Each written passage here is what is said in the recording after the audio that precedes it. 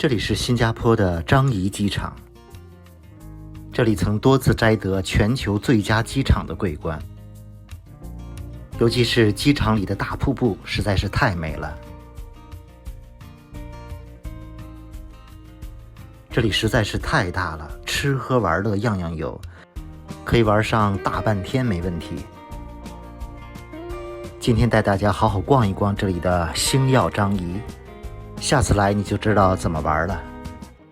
地铁，今天要离开新加坡了，坐地铁去机场逛逛。星耀樟宜，很多人都会把这个星耀樟宜当一个景点来逛。星耀樟宜是机场里一个很大的独立建筑，这边可以直接走过去的，就是这个标识。我们先坐一个这个 Sky Train， 这是从 T3 到 T2 的。现在大家坐一坐这个 T3 到 T2 之间的空中列车，这个火车正好可以从大瀑布旁边穿过。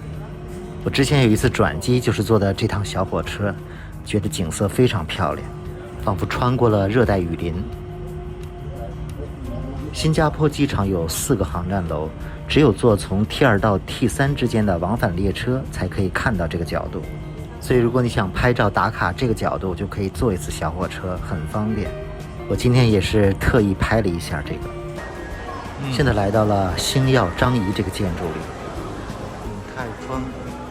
星耀樟宜一共有地上5层，地下2层，一共有13万平方米。哇，他们玩的小孩哎。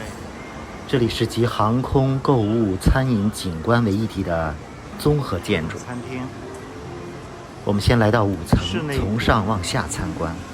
5楼除了餐饮，有很多的娱乐设施需要付费。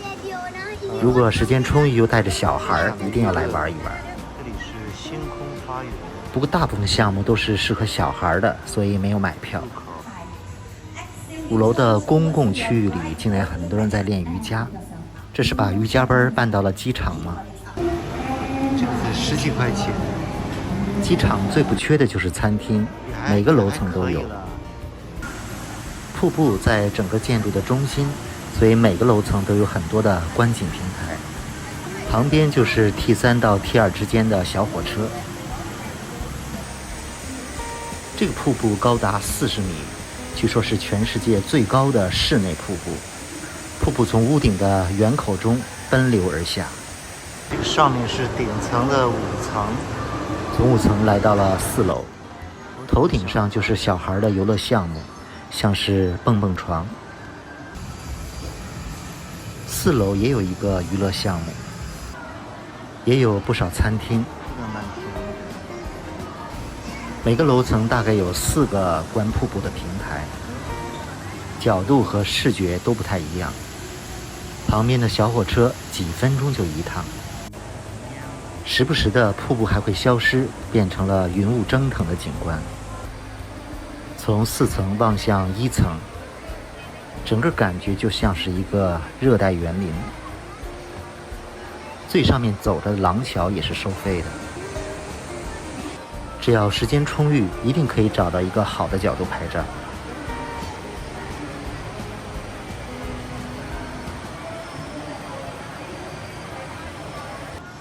继续往3层走，从1楼到5楼，整个被打造成了一个室内的雨林奇观。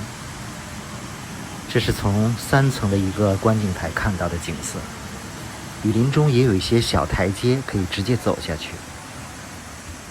肉丝。这个星耀樟宜里面有很多餐厅都是被评为米其林餐厅的，来自世界各地的风味餐厅都有。坐电梯来到了2层的观景台，瀑布的背后是小火车的轨道。这些人都跑机场来健身呢。下面是1层的健身场所。家的，这骑自行车的。很多女孩子会专门到这里打卡拍照，确实漂亮。是星耀樟宜的。这个是2层的一个入口，门口就是 T1 航站楼。巴士就停在这门口，进来就可以看到。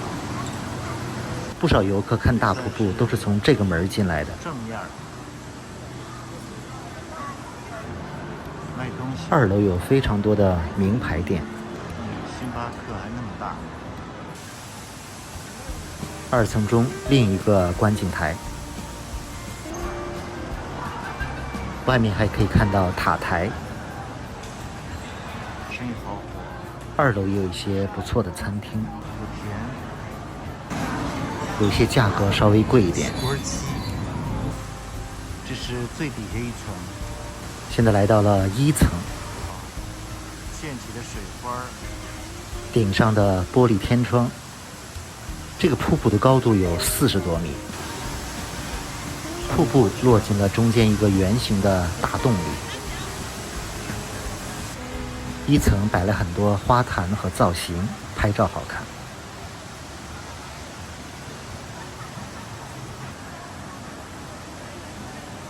是那个瀑布的底层。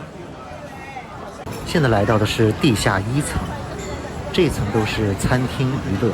这有麦当劳，先点个麦当劳，6块钱，这还蛮便宜的哈。机场这跟市区的价格完全一样。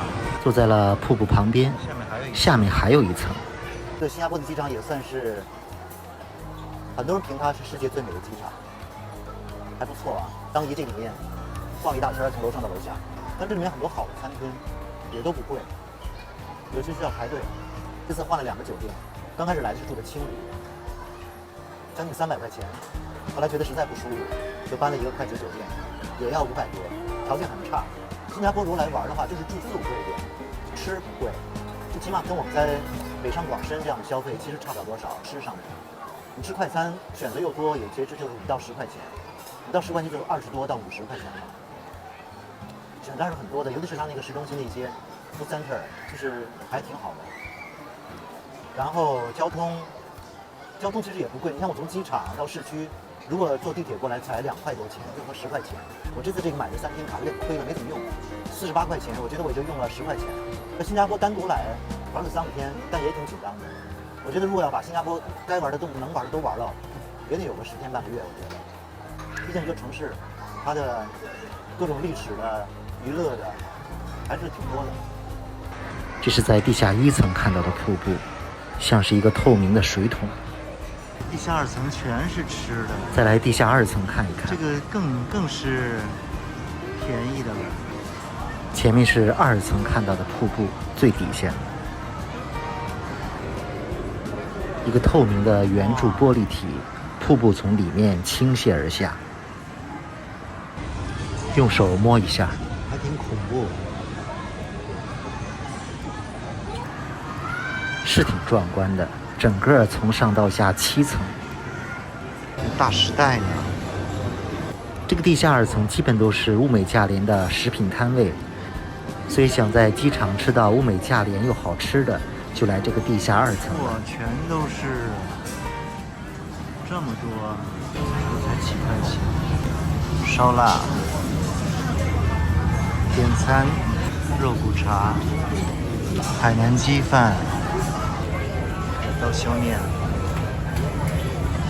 这些摊位的价格和市区没有什么区别。天黑了，晚上的大瀑布被打上了灯光，又是不一样的感觉。而且这个大瀑布每天晚上整点都会有灯光秀。小火车了，忙碌不停的空中小火车。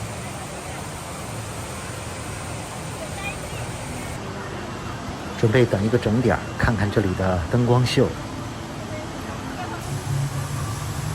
又回到了1层，这层最正。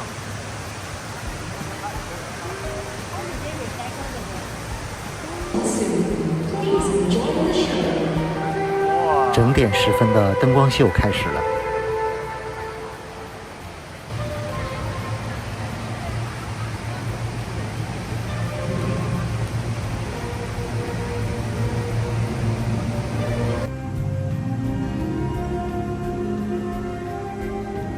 这个灯光秀大概10来分钟，现场的感觉比拍出来会好一点，因为周围光线比较暗。所以如果晚上来机场，别忘了整点这个灯光秀。参观星耀张仪一定要掌握时间，千万别耽误了登机，而且一定要是出境之前参观。值机，如果值机之完直接进了候机楼就没法参观了。上很多吃饭的。哇，好漂亮！办完出境，进入了候机大厅。这个离境就是刷了一下护照，太简单了。上面是美食街，候机大厅里也非常的热新闹。加坡美食街。你如果转机的话，还可以看免费电影。以前在新加坡转机不入境的话，就在这里面转悠。电影院，候机大厅里有免费的电影院，还有一个免费的蝴蝶园。不过这个蝴蝶园只有在白天才比较好看，晚上光线太黑了。候机大厅的美食街，机场的海南鸡饭倒真便宜。茶，这里的美食也是物美价廉的，所以如果飞机上没有餐食，可以在这里吃。自助点餐，这还米其林呢。米其林招牌来一个，机场吃的最后一顿饭，把剩的钱都给花了。这好像还是他们当地的一个米其林的小吃。在机场吃的最后一顿，其实我都不饿了，飞机上还有餐，但是剩了一点零钱，剩了10来块，给它花了吧。这个比上次吃那还好吃，要的扁的面，这个都是自助点餐。